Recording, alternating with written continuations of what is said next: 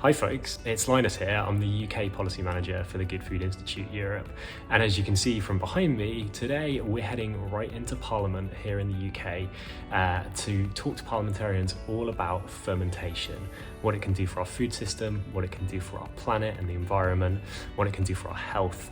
And I'll also be talking to parliamentarians all about what it could do for the UK economy as well.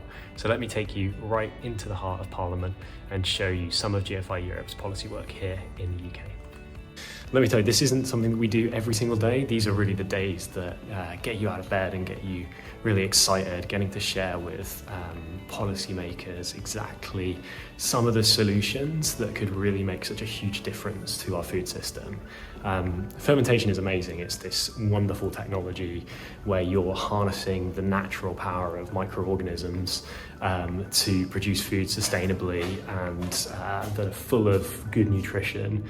And it's amazing to be able to talk to parliamentarians about that because it's not something that they're really going to know very much about.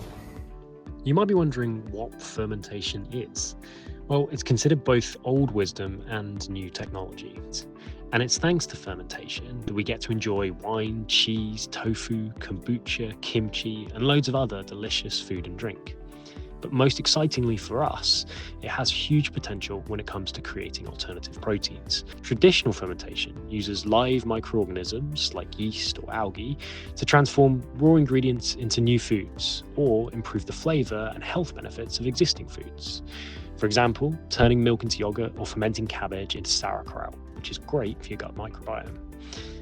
Biomass fermentation is a process of growing large quantities of protein-rich microorganisms like fungi, which is used as a primary ingredient in food products. If you're familiar with corn, this is a classic example of biomass fermentation. And finally, precision fermentation, which uses microorganisms like yeast or bacteria and programs them to produce specific ingredients.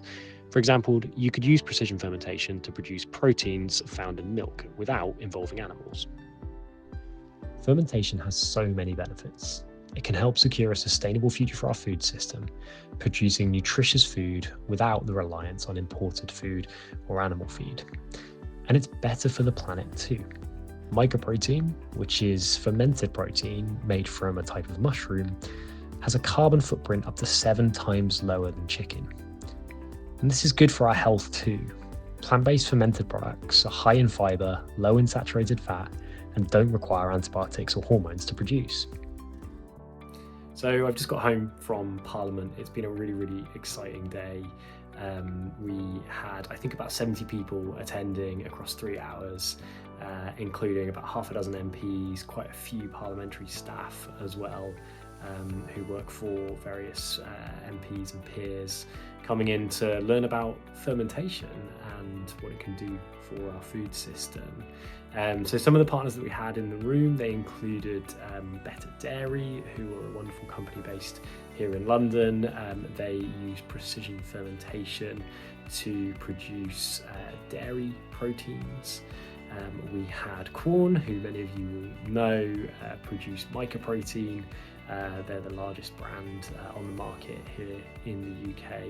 And we also had the Bezos Earth Fund Centre for Sustainable Protein, based at Imperial College London, which is also the home of the Microbial Food Hub, which is a wonderful new research centre that are going to be looking at some of the fundamental science that's needed to bring forward a kind of new generation of foods made through fermentation. We highlighted some of the results that we're going to be publishing as part of a new project a little bit later this year, looking at the economic potential of fermentation for the UK and for Europe as well. And thank you for following a little bit of what we do here at GFI Europe here in the UK.